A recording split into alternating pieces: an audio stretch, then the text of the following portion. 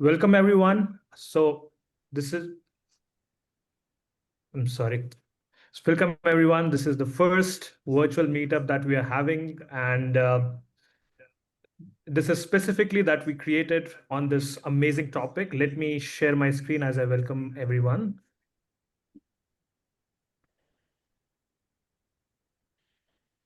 Yeah. So we have this amazing topic that we're going to be talking about today, from frontline to top line, leading pre-sales in an AI-driven buyer-led work.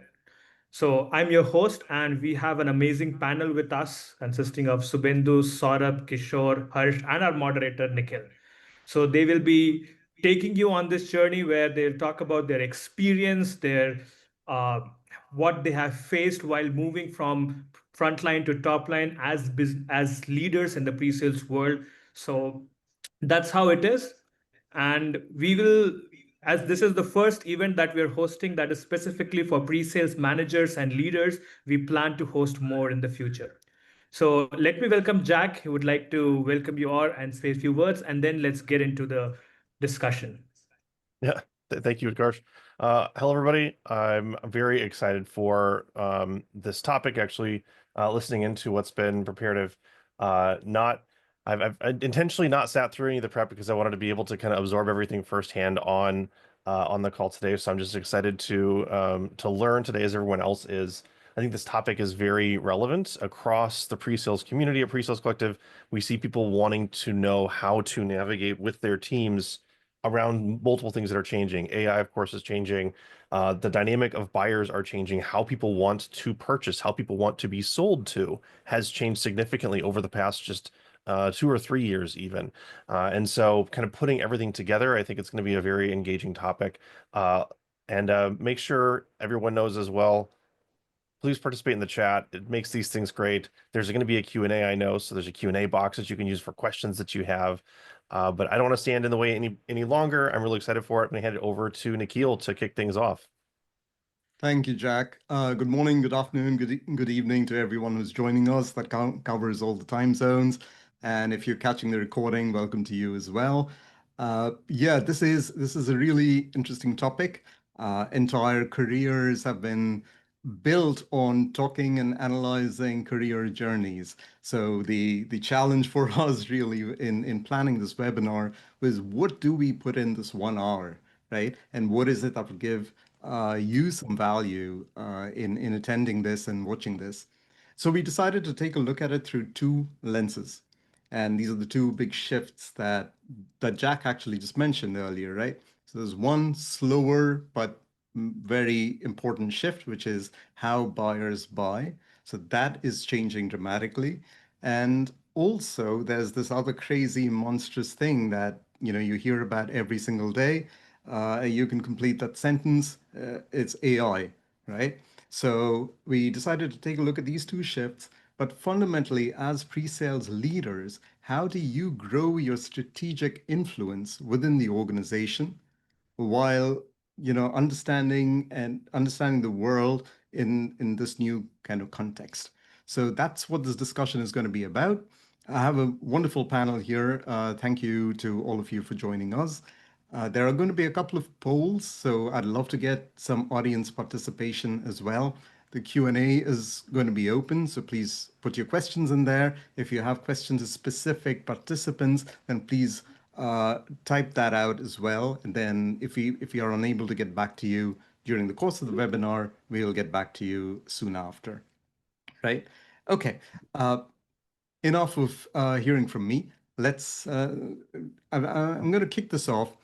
Every leadership journey has inflection points, something that's a defining inflection point. And I'd like to invite the panel, and I'll start with you, Harsh. What has been the most pivotal one for you so far? Thanks. First of all, really excited to be here with everyone, and I'm also looking forward to learn a lot more in the next 50 odd minutes that we have on the clock. Talking about the inflection point, my journey in the pre-sales and solution engineering is fairly shorter, I would say, only 6 years. But if I look back closely, there primarily have been two inflection points. The first one was when I was trying to navigate a shift from a services pre-sales to a product-led environment. Now it was about 2021, post-COVID, when everything was bouncing back, and SaaS was the way to go. I distinctly remember when I was interviewing for this firm that led me into this wonderful world of SaaS. The VP of Solution Engineering, he actually, during my interview, he told me that, Harsh, I can see that you'll be a leader someday. I don't know what he saw in me, but I'm sure he would have seen something that probably, inculcated something in me. So that was my first inflection point. Second one was during my current stint at Shipsy. Now, I was a high performing IC. I was crushing deals, quotas, writing histories, deal size histories, and what on and whatnot. Uh, an inflection point happened wherein the pre-sales leader had to bow out due to some personal commitments. Now, that was a strategic call in front of the founders. Instead of hiring a replacement, they actually took a bet on somebody like me, the next in line senior pre-sales folks. And that's where my real journey of this leadership started, right? That's where my scope really widened. I actually started approaching things not just from a deal lens, but from an overall function lens. And that's where I feel that the journey of leadership, the fire of leadership included in me. And yeah, that's what is a major, one of the two major inflection points in my journey. Thank you. Wonderful. We'll come back to that very quickly. Saurabh, how about yourself? Hello everyone. It's wonderful being here this evening, right? Looking forward to an amazing hour of learning from each other. Um, for me specifically, I think the inflection point, I've been in solution engineering for close to 9, 10 years now. I was in pure play engineering earlier. And this journey, I've been, while I've played many hats, I joined solution engineering as an IC and as an individual contributor. And doing that, I was a great hands-on player, even though I had basically scaled up, three, four, five, a single number uh, teams. At one point, basically, I realized that being pure play hands-on and trying to do everything on my own was becoming a bottleneck, right? At some point, I had to stop being the, problem solver and then become the enabler rather. That how do Mhm. I build SEs and grow SEs rather than being the, key SE myself, right? In the that could solve everything. I think that was an inflection point where there was a certain deal that I ran way too close to me. The vision couldn't get translated to other SEs, and I became the bottleneck, and everything was down the wire to me in the end, and it just didn't go well. And I realized that had I played it like, a team, a leader, right? Had I played it like, part of a larger project that this team is delivering, not me is delivering, I think made me realize that I need to become an enabler and then just watch the team take it home, right? Mhm. That was an inflection point for me for sure. Wonderful. Thank you. Yeah, Kishore, how about you? So, good morning, good afternoon, and good evening, everybody. Good to see around 30 odd people joining in. Fantastic. So, for me, it was more in terms of what got me into pre-sales rather than, how I was able to, go through my career. While there were multiple inflection points then, but the one that really got me started was, see, right off the bat, I was a problem solver. I was doing a lot of work in engineering, and I was also being a BA during the first few years of my career. But then one of those things that happened might sound cliched, but I happened to see iPhone being unveiled by Steve Jobs, right? So the way he went about talking about it, he didn't talk about the tech. He talked about how it can revolutionize how you listen to music, how you talk to people, how do you browse the net, right? All those things actually made me realize, hey, there is much more to tech than just building. It's also how you tell stories around it. And that's when I was like, what can I do more, right? And then I started pestering my leaders at the company that I was working in, Maverick. This was early 2010s, and I was telling them, hey, I want to do something like this. But then they were also unsure how would I fit in, because pre-sales was unheard of. It was all sales enablement, and they said, hey, why don't you come and help us with start writing proposals, right? So that was my first inflection into pre-sales. So started with writing proposals, started with writing stories of how we have delivered amazing solutions for our customers. And then from there, the, the good luck that I had was I had amazing leadership that backed me. Be it Maverick, be it Cognizant, they really groomed me with a lot of empathy, right? And I've ensured that I follow all those principles that I learned from them when I started building my own team. I did it a couple of times in my career, and I've tried my level best to be at that level of empathy. But then only my team can tell me how it was. But then that's how it was. So that's been two major inflection points in my entire journey. Wonderful. Thank you very much, Kishore and Subhendu.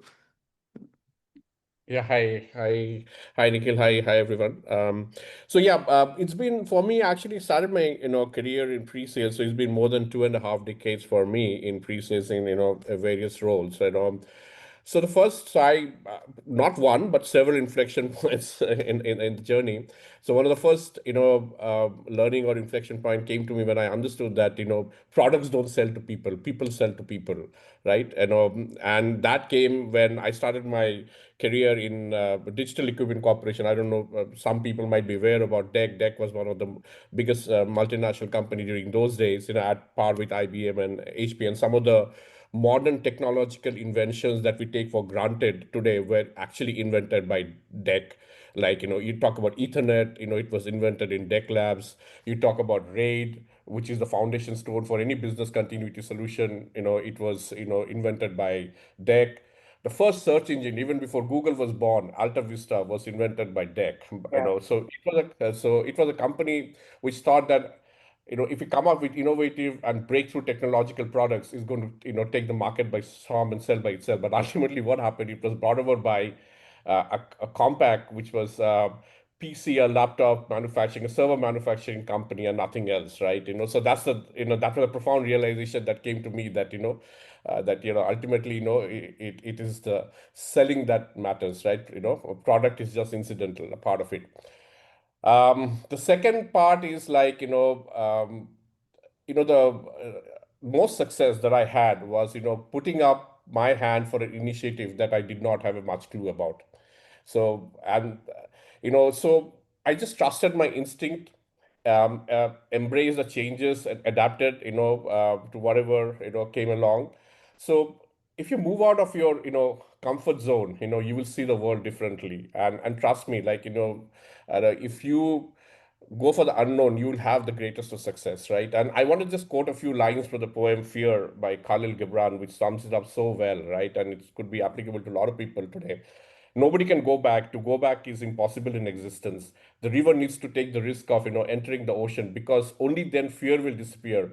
Because that's where the river will know it's not about disappearing into the ocean. It is of becoming the ocean. So yeah, thanks. Thank you for sharing that. That is hugely inspiring, actually. And so the three themes really pop out over here from everything you've said, and there's such a wealth of experience here. One is initiative. The second is people believing in you, right? That makes a huge difference. And that's not something that's not something you can take for granted, but that can be a huge accelerator. And the third thing is, and this is again entirely within you, is finding these gaps, finding innovation, finding that space for that, and actually and acting upon that. So thank you very much for that. And it really sets the tone for our conversation. Let's focus on the first passage of a leadership journey, which is moving from an IC to being a leader of a team, right? So this is also often the first time that your leadership is measured in a completely different way. Previously, it was all about, what are you delivering, with you, on your deals, right? Now your success is your team's success, right? And one of the things I learned as well is that as you take on all this additional responsibility, subtracting from your plate is also extremely important. So I want to ask you, Harsh and Saurabh, what what are the lessons that you learned about letting some things go? And what was the impact of that? Well, the most important thing to realize and internalize is you are no longer the deal hero. You're no longer the deal hero. You used to be, you used to be the star IC, but now there's a reason your role has been changed. Now leadership wants something more from you. They want more star ICs, and you need to own the outcomes. So that's something, the art of letting go is something, a leader, a growing leader, or a leader that has established has to imbibe within themselves. So they really need to come out of that tactical stuff, right? They need to focus on the bigger picture. They need to own the outcomes. They need to find the patterns. They need to look at from a macro lens. That's what is important. And that's what I've been trying to do from quite for a while. This leadership thing is new for me, only an year long, and I've learned the hard way as well. I'm building my team. I'm doing multiple things. Sometimes I'm doing the IC. Sometimes, most of the time I'm doing now the delegation stuff. So that's what I feel is most important, to detach yourself. It's okay. Trust. Somebody showed trust in you. Now it's your time to show trust in your team. That's very well put. Saurabh, you mentioned some of this earlier in your introduction. Would you like to add to that? I think what I was talking about earlier is the one of the biggest traps after getting promoted as a leader, after becoming a leader, is basically still staying operational, right? That basically you're basically continuing to do what you were promoted for, right? That you basically were doing really good and you continue to do it, but in the same shape and form, right? And I think that's one of the biggest learnings I've had, that basically, that you have to evolve as a strategic leader. You have to evolve as, what more I could do, what roadblocks I could clear for the team, rather than, doing everything by myself, right? I think I was basically talking about a problem solver mindset, right? That once you enjoy solving problems, most of them you would want to solve still by yourself, right? I think that was one of the things that you'll have to learn, is basically let go of that, like Harsh said, be trying to be the hero. Learn the art of delegation. How would you empower, enable your team to basically, do it themselves, right? How do you define your vision and the outcome, rather, in a proper communication, communicate your vision well, compared to basically, trying to do it yourself, right? I think those are the few things that I felt I had to let go, right? That in order to grow, you'll have to let go of trying to be the problem solver and take up an enablement mindset rather. Was that hard for you the first time you did it? It is absolutely hard. You are so used to, being the hero, getting the appreciations from everywhere. There's some places you have incentives, right? And then it's a funny story I'll tell you, okay? Pre-sales and sales are not so far off. I had a very close friend in sales, right? This guy was an amazing IC, and he was really great at it. He was close to 8 years. He was doing 120%, 150%, right? Amazing quotas and everything, right? He was approached by our VP sales to become the sales leader for the whole UK Europe region. He said, no, I don't want to do it. And everyone was shocked that why would you not want to get promoted to a regional leader? And he said, I am scared that I was really good as an IC. I don't know if being the leader is my skill set, right? Second, I don't know if I'll grow enough as a leader, right? So you see the mindset here, right? That is absolutely hard from the perspective that you know how to win already, and you need to now develop a new strategy on how to win, right? It's altogether a new journey, right? So taking on a new journey is always a little hard. Changes are hard, right? So it's only about figuring out how for the, I mean, you had your own journey of winning in the first phase. The new phase, you'll have to figure out another journey on how to win again, right? And hopefully by now the winning is in your DNA, so you just figure out one more way to do it rather than basically reinventing it. Right, right. No, that's wonderfully put. And you've got to want others to win. I think that is a huge mindset requirement for this role, right? You've got to Right. be comfortable saying, many of you said that earlier, you no longer are the rock star, that you're going to have a bunch of other people who are going to do well, who are going to close deals bigger than the ones that you close, who are going to take home paychecks bigger than the ones that you're taking home as a leader because of the way they're incentivized, and you've got to be okay with that, right? And I think it's something that part of it is a calling, part of it is learning. So thank you very much for that. I want to move on to a poll for the audience, and everyone in the audience, please pull your phones out, or there's a Slido link if you want to put that in the browser. I'd like you to think about what is the primary barrier that is holding you back today from being involved in more strategic activity. So remember, again, we're talking about from frontline to top line. So when you think about things that you are maybe not doing from that are top line focused, uh, so time and firefighting, so prioritizing is an issue I see. Not knowing how to contribute strategically, some lack of visibility.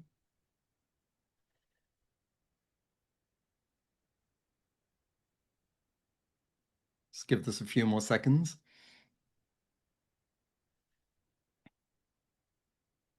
The good part is there's no lack of confidence. That is the That is good one. part. Yes. Okay. Thank you very much.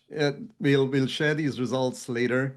I just kind of want you to have this, keep this in the back of your mind, because it is so easy to get caught up in the day to day. It is so easy to be told, well, kind of stay in your place, and this is really not what you should be thinking about. But for your own career growth and for the way things are developing so rapidly in our industry, it's critical that as leaders, we are in sales organizations. It's critical that we understand how we speak to the business. Okay, let's move on to another passage, a leadership passage. It's the next one, which is you go from managing a team to you managing a team of leaders, right? And so now you have the situation where you're not directly influencing results, but you've got a team of leaders, and how their teams perform is an indication of how successful you are as a leader. So I want to talk to, I want to turn to you, Shabindu, and to Kishore. So Shabindu, as we kind of navigate this new world of buyer enablement and the buyer first mentality, which in my opinion should have always been the case. But anyway, here we are.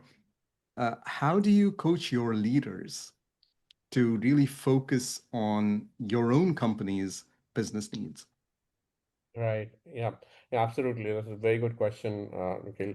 So having, started and kind of, scale teams from 0 to 4x, 5 years over, decades, the learning that I had, right, is that coaching is not about, individual development, right? It's a systematic translation of, businesses, mapping your business needs into customer, outcome. So, do we have a Bible for that? No, but, what are the broad, is a broad framework? Yeah, there is, but, there are four things that comes to my mind broadly. One is, strategy translation. So what I used to do is that, see, you have your forecast reviews, you have your engagement reviews with your leaders, right? You do it every week kind of, thing. But, once in a month, I had this, leaders, come and present to me their understanding of the business priorities, right? It's like more of a, it's like, in the US, they have the State of the Union address, right, from the president, right? We have this, it's like a state of the business review, right? For, like where we are at, where do we want to go? Are we doing things in the right manner? And do we need to do things differently, right? So it's a brainstorming, right? So that's one of the exercise that I used to do. Second is outcome driven coaching, move from tactical to more strategic. Like, for example, move from things like make more calls to probably something like an identify one qualified workload per week, right? That could be one outcome driven coaching. Insight driven engagement.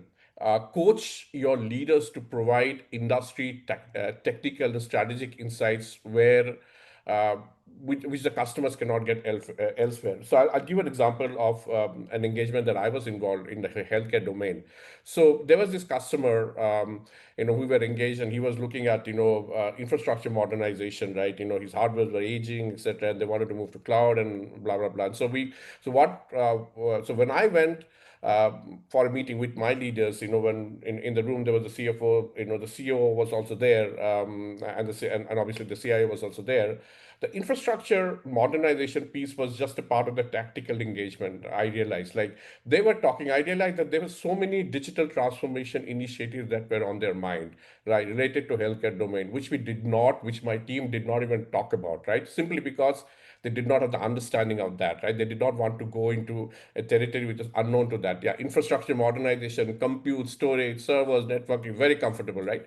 So then I realized that, okay, let me go back. So we have a healthcare GBU, right? So what I did was that, we got a industry expert from a healthcare GBU.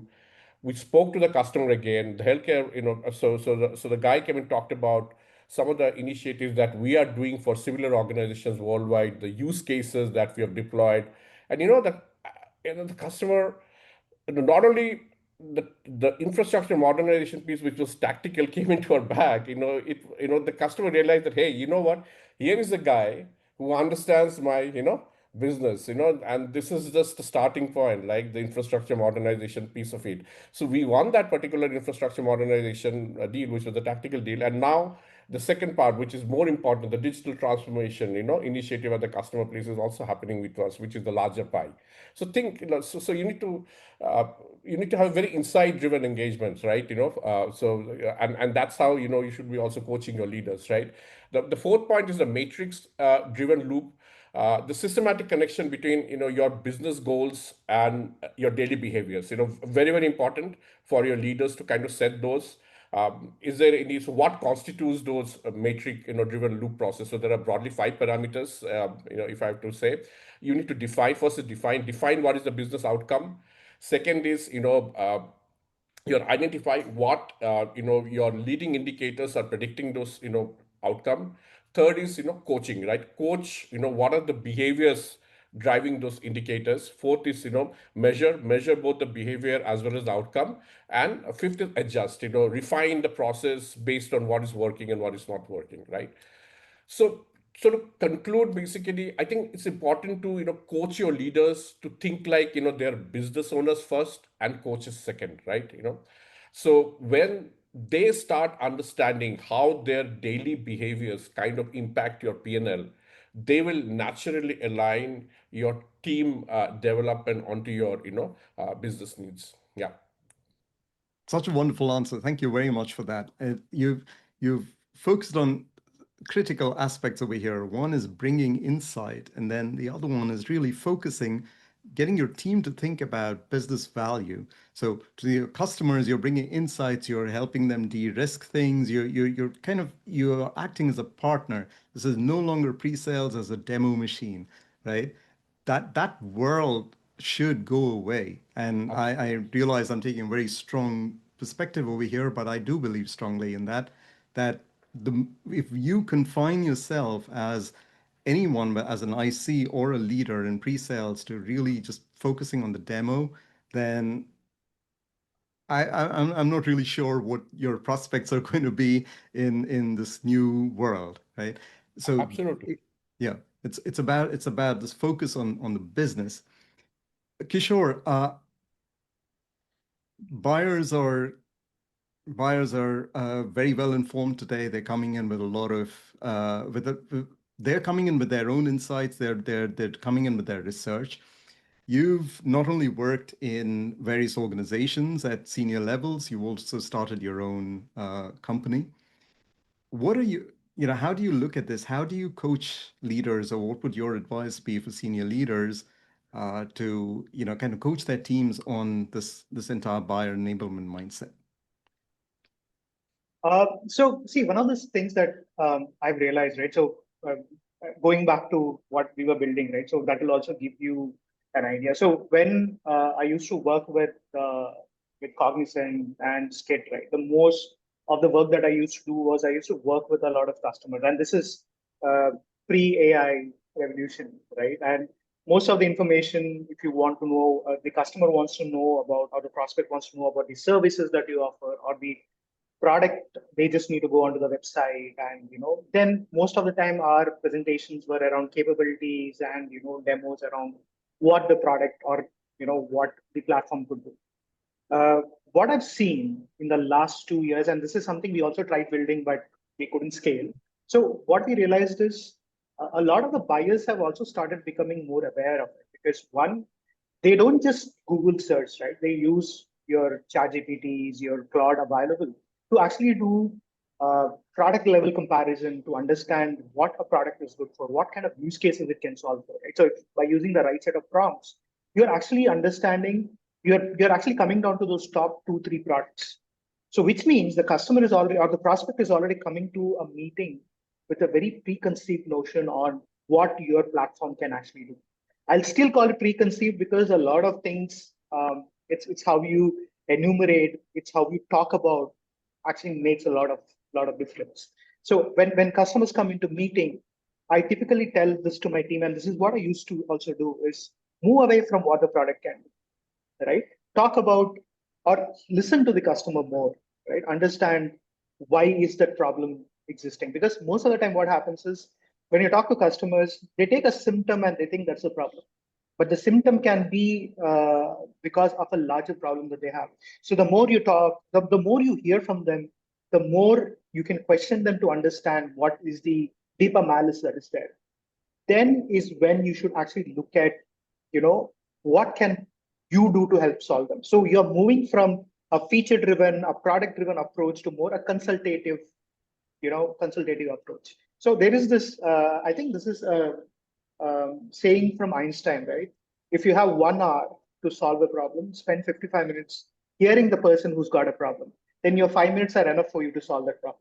Because the more you spend your time with the ears on the ground, the more you will understand what exactly is the problem, right? Because a lot of time they would think a symptom is the problem, but that's not the case. So which means you need to go well prepared. You need to understand the business processes upfront, right? So which means the way the customer is using ChatGPT and Claude to understand what is going to solve their problem, you should in turn understand what their business is, right? What has been the problem in their business by probably using their annual statements, right? All companies, public companies release annual statements. Go through that, right? And also use ChatGPT to summarize a lot of news articles. You actually know what the problem is. So you are prepared, you go hear them out, and then whatever preparation you've done, I think it will at least help you solve for 80% on the call itself, or at least give them a solution of what can be done for at least that 80% of the problem on the call itself. And this is what I've been doing, and this is what I've always been telling people to do when they actually meet customers. Yeah, thank you very much. Yeah, the level of preparation that you bring to this, it makes a huge difference.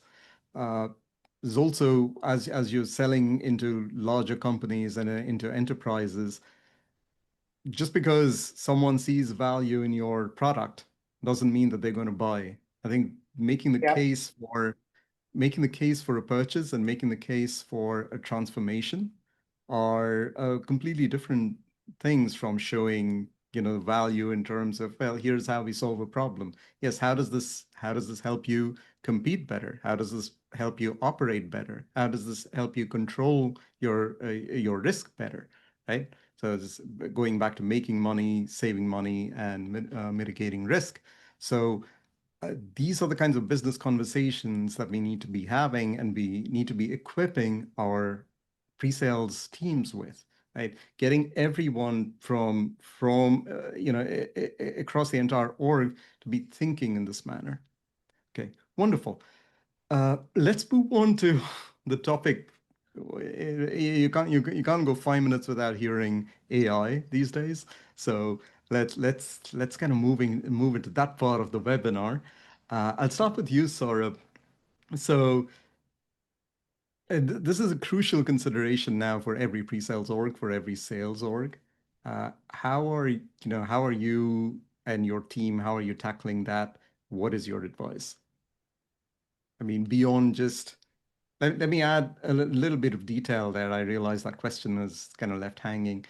There's all the daily kind of operations around, how can I, complete an RFP faster, or how do I do this POC faster? There's all these kind of small point solutions, but from a larger strategic perspective, what are your thoughts around, incorporating AI, co-selling with AI?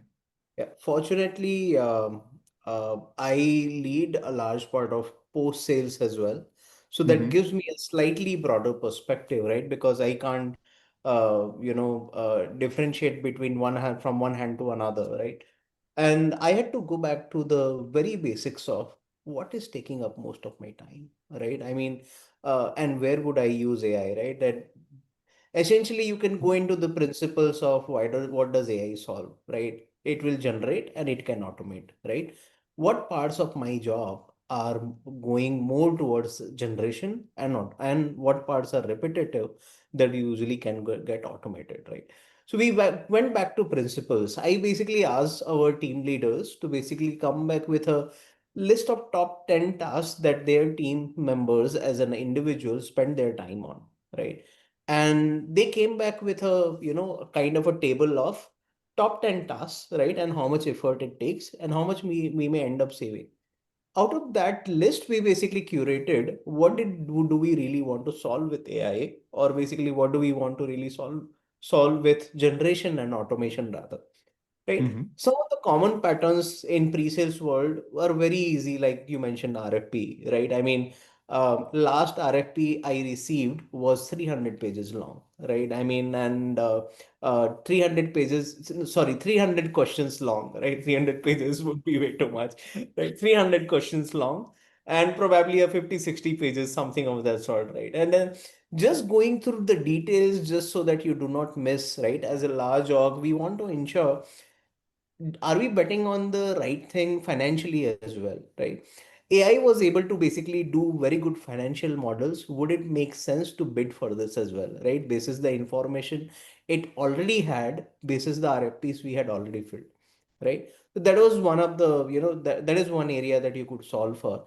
In other generate and automate use cases is basically about, solution documents, for example, right? Um, Somebody basically, I take one more opportunity to basically mention that uh, in this world we tend to go a lot about what can I automate and do things by myself, but then we also have to look towards what are other people already solving through AI SaaS, right? And what you could Mm-hmm. pick up. Reinventing the wheel is not something I am great fan of, primarily because it takes whole lot of effort even today to ensure the AI doesn't hallucinate, right, and is giving you the right outcome. If you're spending most of your part, right, most of your time in, rather than automating and generating, ensuring it gives you right results, you're probably not using the AI right? I think you might want to go to someone who has solved that problem already and then just use them rather. So that has been the approach basically, right? Divide your work set into what is the most ROI generating part of your day-to-day work that could get automated, or basically could be replaced to generate content like solution documents, RFP question answers, things of those sort, right? In some places we were able to replicate demos as well, right? Because code has become a commodity with AI, right? So could you replicate one custom solution with another basis on some prompt requirements, right? Those are the few things I think we were able to quickly pick, and the approach has been on a effort and ROI basis. Thank you. Yep. Harsh, how about you? Sure. So one obvious answer, saving up time, freeing up time for everybody so that people can focus on more brain power consuming jobs. That's one part. But I would want to talk about one thing that our solution engineers get fundamentally stuck upon, is when we get a sort of a requirement that is not currently part of the product. And it may sound logical. You would want to say yes, that hey, that should be in my product, but somehow it is not available. Maybe product team has not picked it up yet, maybe it's in the roadmap, so on and so forth. Until now, we used to depend upon only our storytelling skills and maybe some whiteboarding. But using AI, I'll take a specific example of Claude artifacts.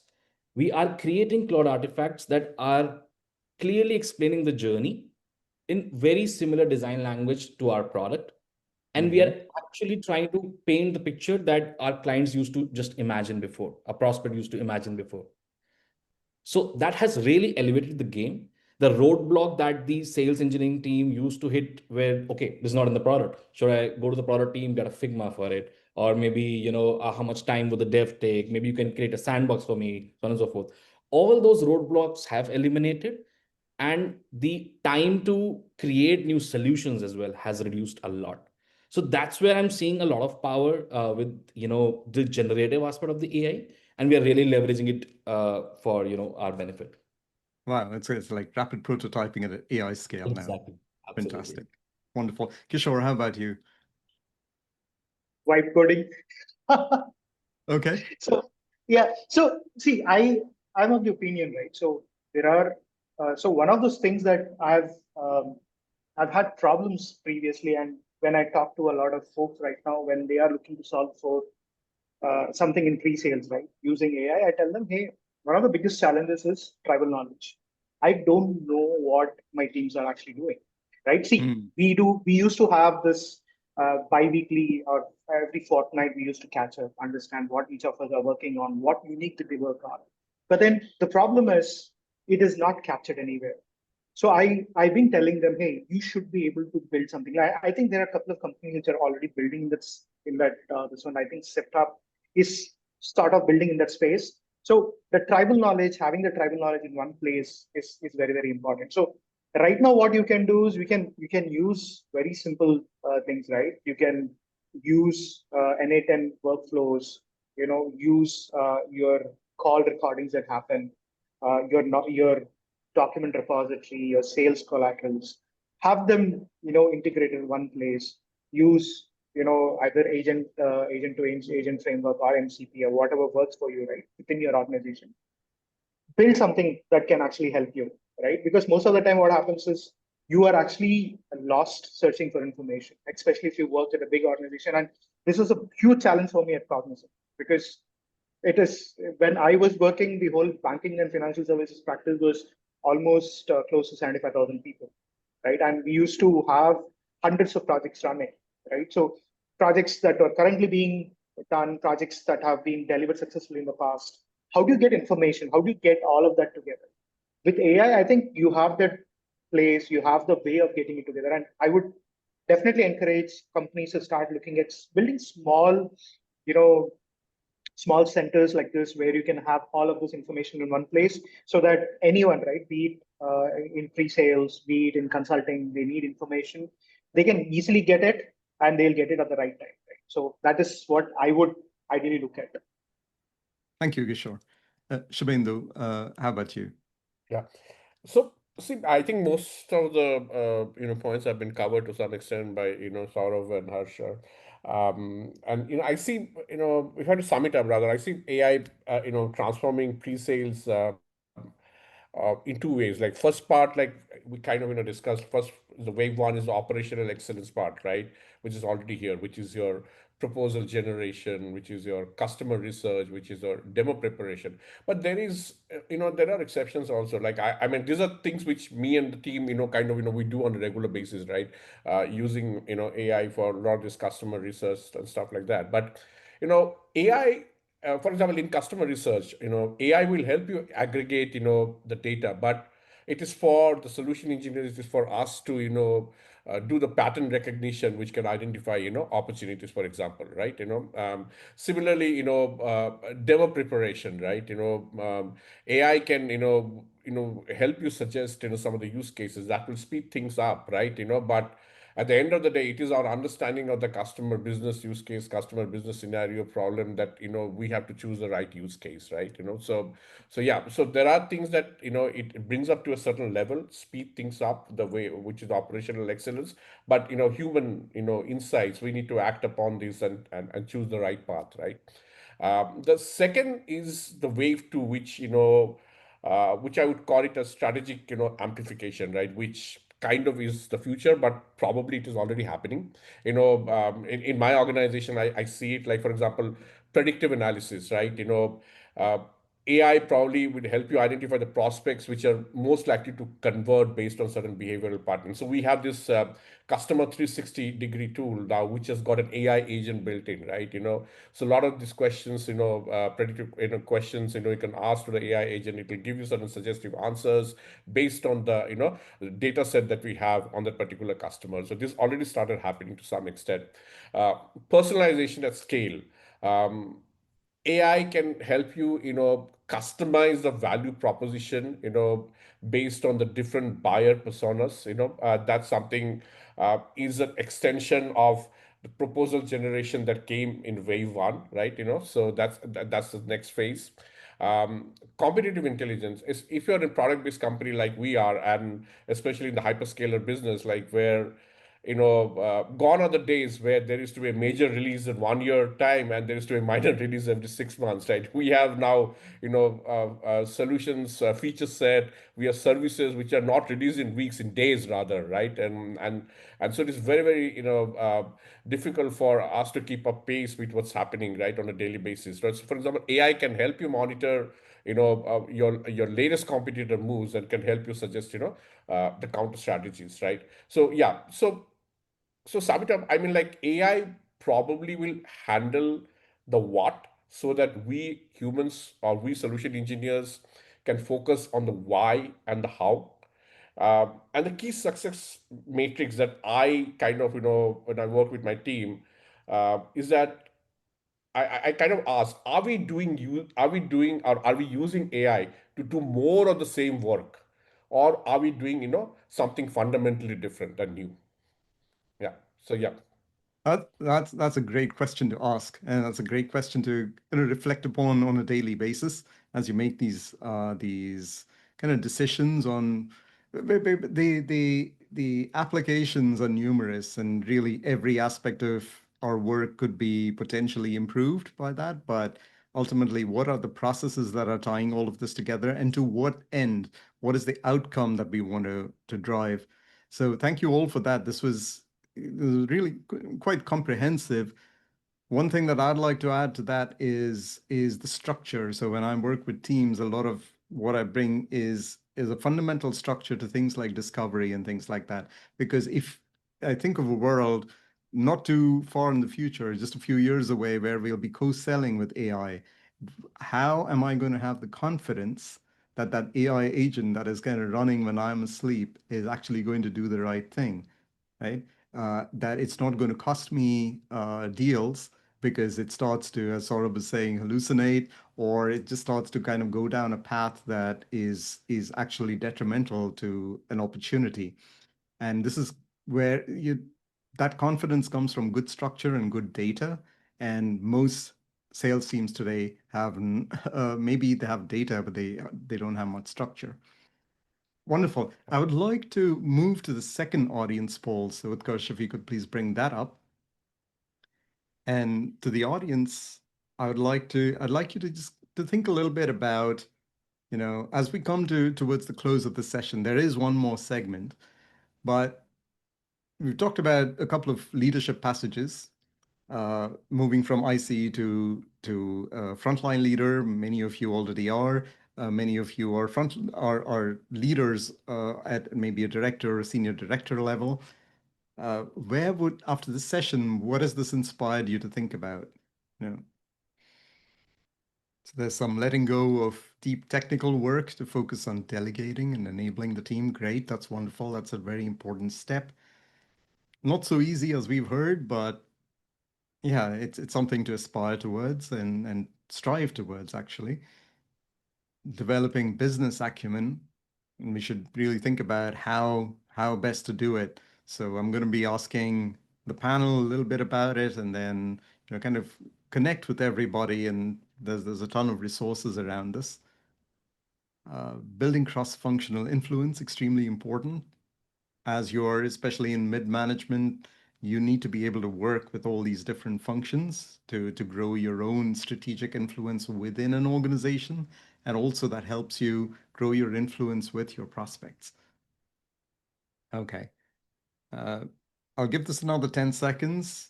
So if you haven't voted yet, please vote. All right. Let's move to a rapid fire kind of round or a lightning round. 30 seconds each, everyone.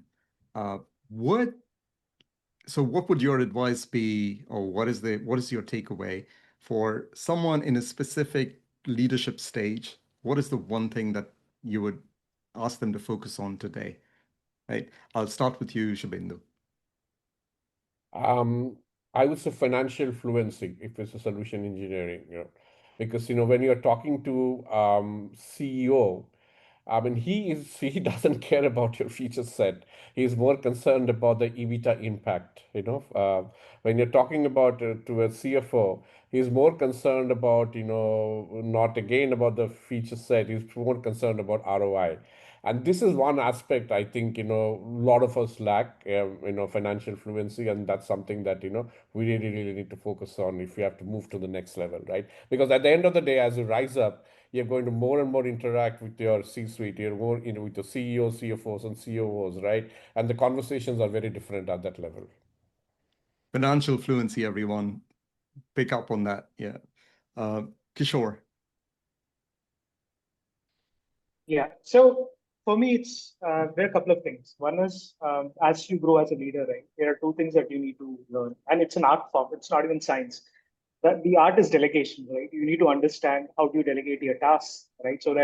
And so this is what I used to do. I used to look at least at Cognizant. So I used to work in a way that I could delegate a lot of things that I do to my team based on their strengths and what they were good at, and also go up to my boss or my leader, tell him, hey, can you give me something that I can take? Right? That's how you would grow. That's how you would scale yourself, right? And that's how, like what Shubhendu said, right?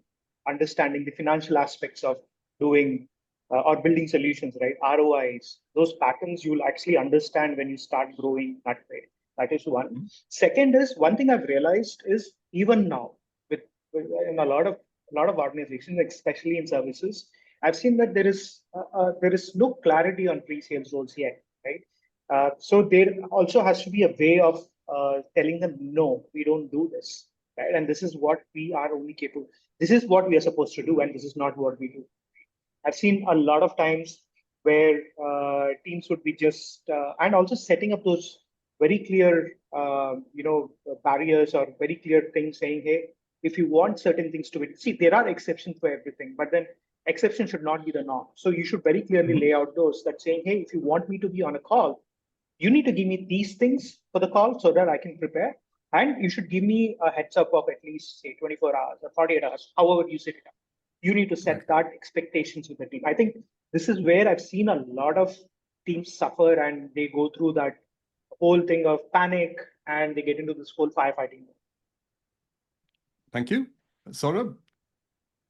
Well, I would, one key takeaway, what I would start doing from here, I would recommend is basically uh, have opportunities like these to zoom out and reflect. I think it's very important to zoom out and reflect rather than, being in the grind day in and day out. How things are going, regardless of pre-sales or solutioning on role or another. I think that zoom out and reflect is very important, right?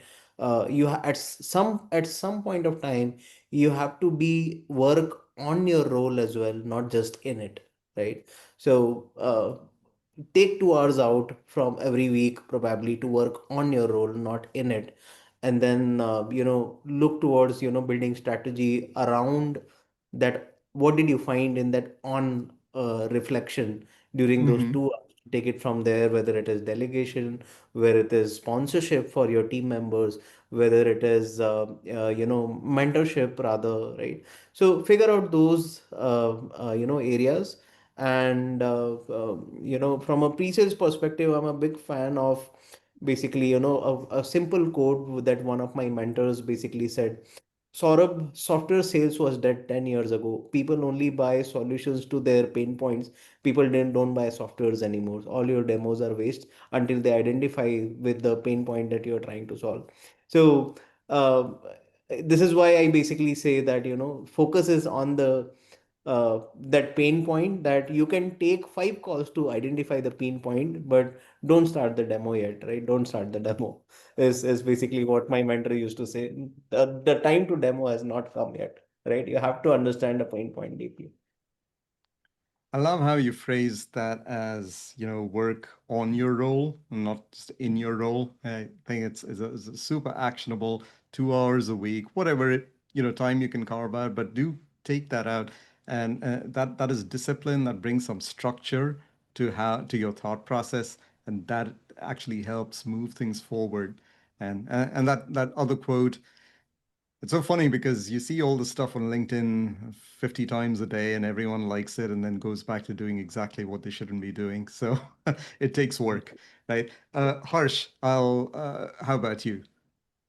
In the spirit of rapid fire and trying to summarize the broad themes that we discussed today, three major things that I feel people should take away. One, think strategically. They should start focusing on the bigger picture. No more tech wins, no more tech wins, but revenue outcomes. That's your way to go. Second, you should lead with compassion. Once you delegate, trust your team. That's all you can do. Yeah. Finally, in the spirit of AI, you should scale intelligently, be creative, create stuff. That's about it. Three things. I love that. Thank you also for keeping it short. Create stuff. I think that's a great kind of message to end this on. Very important, because if you're not actually playing with the stuff today, then you're going to really be left behind. It doesn't have to be perfect, but create. Thank you all. Thank you everybody for joining this. Thank you for the panelists. Thank you, Utkarsh, for helping organize this, and Jack and Courtney. This has been a lot of fun for me. I hope you've taken a lot of good stuff out of this. A lot of very valuable information, a lot of very valuable things to think about. So the next pre-sales collective thing in India, the leadership meet, is going to be around the late August, September. So we'll have some information for you about that. Okay. Thank you all, and have a wonderful rest of your day. Bye. Thank you. Thank you. Bye. Thank you.